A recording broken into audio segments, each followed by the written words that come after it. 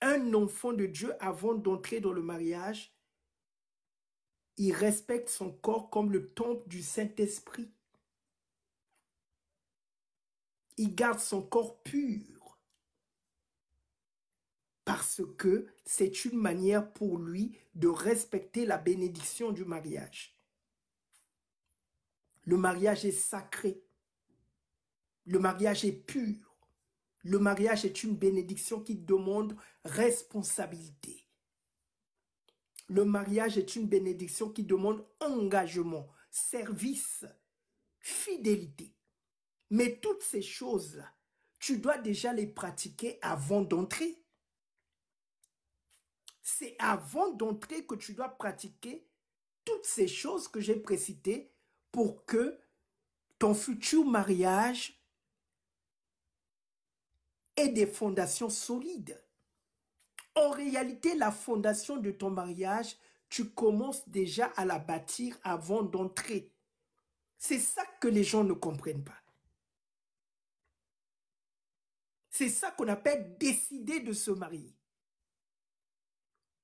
Pas vouloir se marier, décider. Quand tu décides de te marier, tu poses des actions qui sont alignées avec l'objectif que tu poursuis. C'est pour ça que j'avais fait une vidéo. Il y avait une femme qui m'avait posé la question: comment attirer la grâce du mariage? J'ai répondu simplement: pour attirer la grâce du mariage, comporte-toi comme une femme mariée. Si tu commences à avoir des relations sexuelles avant d'entrer dans le mariage, ben, tu es considéré comme une femme mariée dans le monde spirituel. Parce que cet acte a une portée spirituelle. Et oui,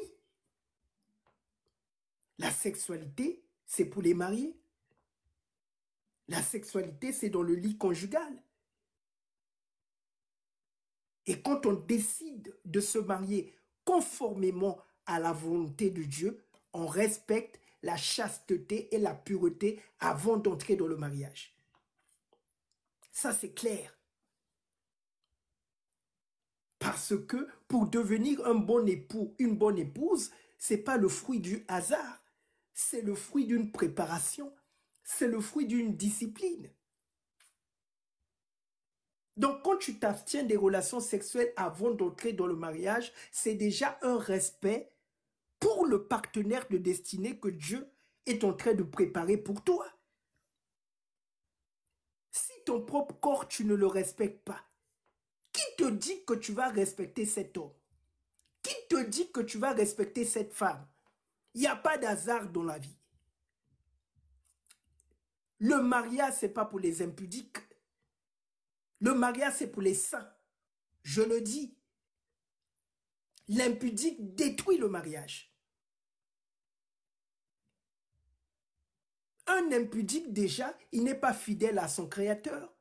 Parce que notre corps appartient au Seigneur. Si tu vis dans l'impudicité, tu n'aimes pas le Seigneur. Moi, je te le dis, tu ne l'aimes pas. Jésus a dit, dans Jean 14, verset 15, « Si vous m'aimez, gardez mes commandements. » Le commandement de Dieu, c'est la sainteté. S'il y a beaucoup de divorces aujourd'hui, parce que les gens ne veulent pas marcher conformément à la parole de Dieu. Quand tu marches en harmonie avec la parole de Dieu, tu ne peux que réussir ton mariage. Impossible d'échouer. Impossible.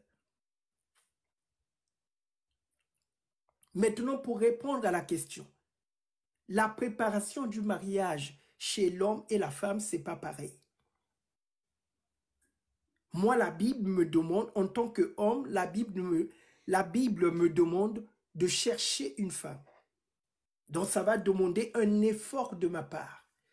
Je dois aller à la quête de cette femme. Parce que la Bible dit dans Proverbe 18, verset 22, « Celui qui trouve une femme a trouvé le bonheur. » Ça veut dire que cette femme est cachée. Et le Seigneur te dit de la trouver. Pas n'importe quelle femme. C'est une femme qui a des vertus. Qui est remplie des vertus. Les vertus, ce sont les fruits de l'esprit. Cette femme est remplie de paix, de joie, de maîtrise de soi. de bonté, de bienveillance, de fidélité. Elle est remplie de la crainte de Dieu. Ce n'est pas n'importe quelle femme hein, qui est éligible au mariage. Désolé de vous le dire. Certaines n'entreront pas dans le mariage parce qu'elles n'ont pas les vertus qui portent un mariage, qui participent au succès d'un mariage. Ces vertus, il faut commencer à les cultiver dans ta vie avant d'entrer dans le mariage. Avant. C'est clair. Exactement la sœur King. Aujourd'hui, beaucoup de femmes aiment le mariage par effet de mode, par pression de la société. Mais elles n'ont pas le charisme de porter le mariage. Elles n'ont pas le charisme de payer le prix, le sacrifice que le mariage demande. J'ai été marié, je sais de quoi je parle. On a bien dit que c'est la femme sage qui bâtit la maison.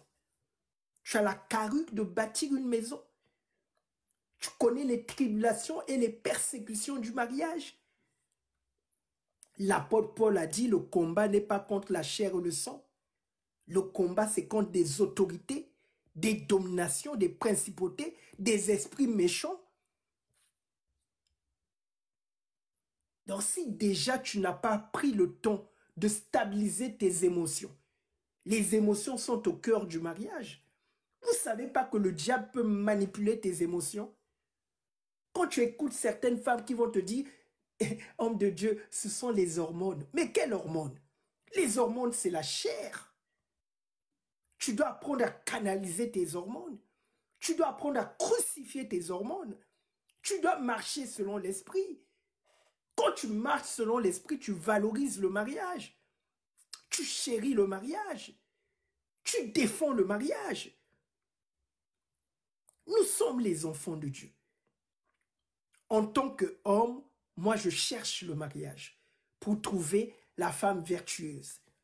Maintenant, la préparation de la femme pour attirer la grâce du mariage, pour être localisée par la grâce du mariage, cette femme doit mettre le mariage en tête de liste de ses priorités.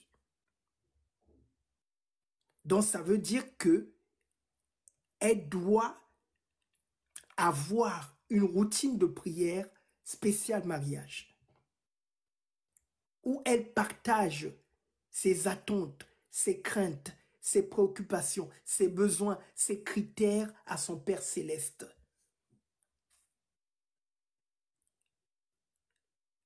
C'est comme ça que ça marche.